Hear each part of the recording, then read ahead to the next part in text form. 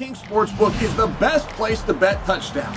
I have teamed up with DraftKings to bring you all your favorite ways to bet touchdowns as we start to wrap up this NFL season. New customers can turn $5 into $300 if your bet wins. Paid in bonus bets, the crown is yours.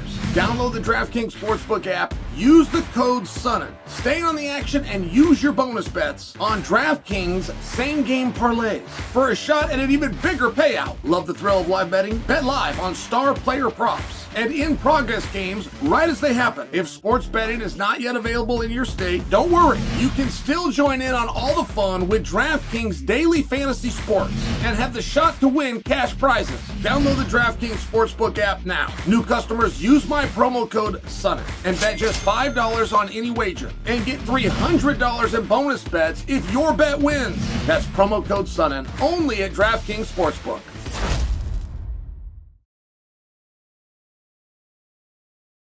Jorge Masvidal got something big coming up. He's going to fight on the White House card. Got a big announcement coming. Now, Jorge Masvidal retired from MMA.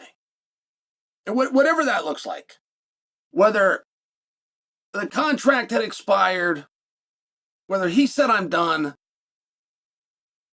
however all of that exactly happened, but it happened. Jorge Masvidal was a champion. And they moved on with the championship, right? So, any which way you look at it, we understand that Georgia's done.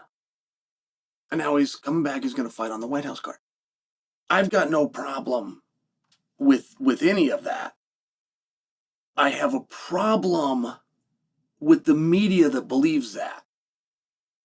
And this isn't something I'm putting in Georgia's lap, just the MMA media has really got behind this idea that the White House card is going to be a bunch of weirdos. Like this is going to be the weirdest card ever. Why would you think that? Why would you think such a thing? There's been really big events before. Just by example, UFC 100. By example, UFC 200, UFC 300. Sphere, the debut of Madison Square Garden. And every rumor that comes out for the White House card just keeps on getting weirder. And we've had promotions in MMA that have come and gone, and God bless them, there'll be some more, but they have to take it from a different approach. They don't have the roster. They don't have the top fighters in the world. They don't have champions and contenders. And so you do something else. Maybe you bring in a veteran. You bring in a mismatch, right? We've had organizations, you put a 400-pounder against a 200-pounder. You turn it into a spectacle because you don't have the roster to do something else. Like you have to do that. You bring in the veterans. You put Mike Tyson versus Jake Paul. Or Anthony Joshua versus Jake Paul. You don't have a roster. Like those things worked and they turned into good nights of business. I'm just sharing for you. You don't have a roster to draw from. You got a guy and then you go sign an opponent and you get a date and you pop the popcorn, you set up the chairs and you put up the tent and you bring in the cameras and announce. I mean, this is what it is. But if one of those guys pulls out, the entire event is off. It's something very unique about the Ultimate Fighting Championship. There's a real fluidity. As a matter of fact, some of the biggest fights we've had have been replacement fights. Give you a great example, but what was supposed to be Jose Aldo and Conor McGregor ends up being Chad Mendes and Conor McGregor, and it did bigger numbers. Just a random one that comes off the top of my head. I'll give you an adverse example, though. Josh Barnett is supposed to fight Fedor Emelianenko. That's the main event. That gets canceled. The entire company goes out of business. Not only did that event get canceled, there was never another event. Like the depth of your roster is a very tricky thing. It is colossally dangerous, difficult, and expensive to build a roster. But once you have one, why are the predictions for the White House card all the things that our industry has teased and made fun of other people for doing? Like when I talk about the 400-pounder versus the 200-pounder, yeah, there's something to see there, but you all teased it. You all made fun of it, and that company ended up going out of business. Or when you bring in the veteran names, but they're past their prime, like, yeah, there's something to see there and you can do some ratings, but it's not sustainable business. So why these things that you think are weird? These things that have been tried by other people, are you predicting they're going to do for the White House card? I'm purely curious. Why would George Masvidal be on the White House card? There's no knock to George. Why would you go to a guy who retired years ago to put him on the White House card? And you have an answer. I just want you to say it out loud. George is a big draw.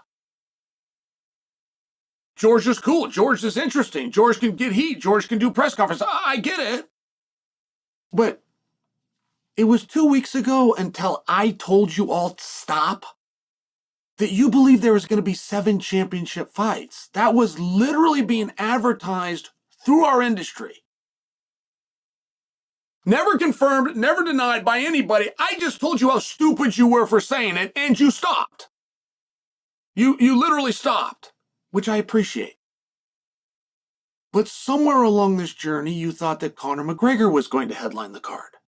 Somewhere along this journey, we were going to get Pereira versus Jones, which, by the way, I love the idea. Somewhere along this journey, we were going to get the return of Ronda Rousey, and she even had an opponent. And Ariel believed this one.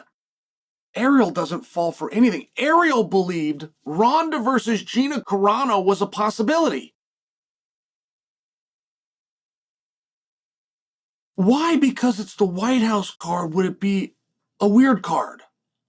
That's weird. Every idea I just had is weird. They're all fun. It's fun when the 400-pounder fought the 200-pounder. But what about the Ultimate Fighting Championship historically leads you to the idea of fun, as opposed to championship matches and potential championship matches?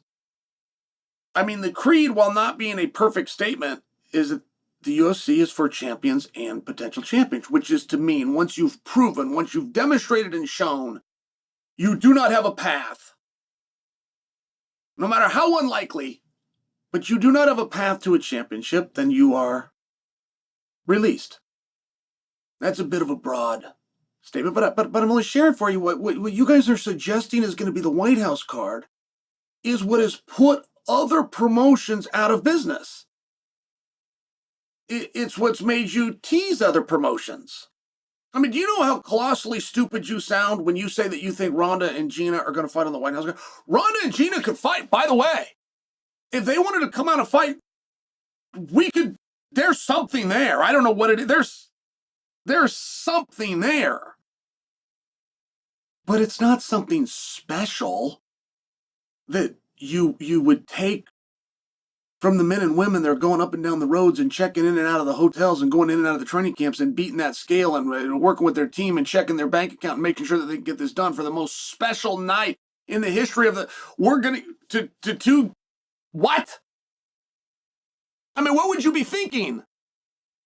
Did you see a level of ridiculousness at the other big events? Did you see a level of ridiculous at UFC 100, 200, 300, Sphere, debut at Madison Square Garden? No, you saw just the opposite.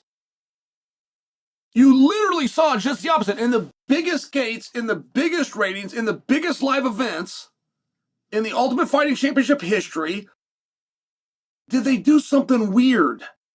That's weird to have 7 title fights. That's weird to have Gina versus Ronda. That's weird to bring Masvidal in. That's weird to book McGregor, who's on a suspension and claims that his contract is up. Like, these things are weird. I get it's a special event.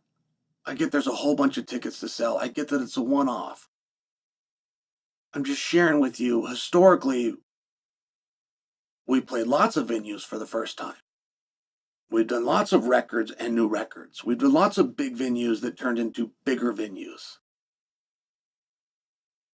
At what point can you show me a time that the card was weird. It doesn't make sense. It's against the grain. It's against the norm. We're going to do something that we don't usually do in the name of a bigger event.